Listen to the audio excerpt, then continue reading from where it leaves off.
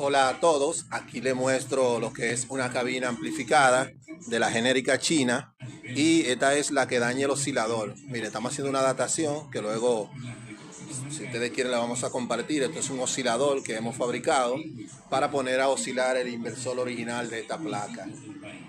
No sé si ustedes pueden apreciar que esta es la que trae el integrado en SMD y daña siempre lo que es pista, mucha pista fina que tiene, la tienden a dañar y casi la mayoría de técnicos no pueden reparar esta cabina. Entonces estamos buscándole una solución a esta falla. Hemos creado este circuito, ustedes pueden observar aquí, y es un circuito que tiene lo tenemos con una frecuencia de aproximadamente entre 40 kHz a 37 kHz o 35.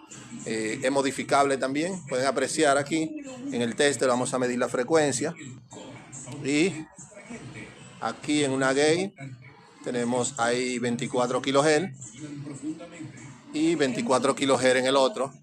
No se pueden apreciar. Entonces es modificable, se puede llevar hasta 47 kHz.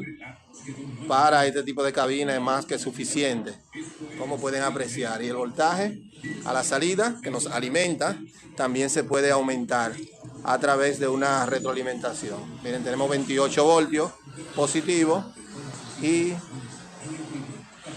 28 voltios negativo. De extremo a extremo tenemos 57, lo cual es el voltaje que utiliza esta cabina. Como les dije, utiliza algunos cables que también lo vamos a modificar, así que si a ustedes les interesa este proyecto, dejen en los comentarios ahí, me interesa, y estaremos haciendo un diagrama esquemático con las conexiones en la tarjeta. Eso solamente para prueba, por eso lo tenemos así, ya luego se organizará mejor. Dime qué te parece en los comentarios y si tú tienes alguna solución. Bendiciones, gracias. Hola, observa esta adaptación. Adaptamos este módulo en este amplificador. Este es un módulo PWM que hemos fabricado acá, Electrónica Sánchez Tutoriales, SR Audio, y es para sustituir este oscilador que en SMD, en las cabinas amplificadas genéricas chinas, siempre se pudre en la pista y es imposible reparar esta parte.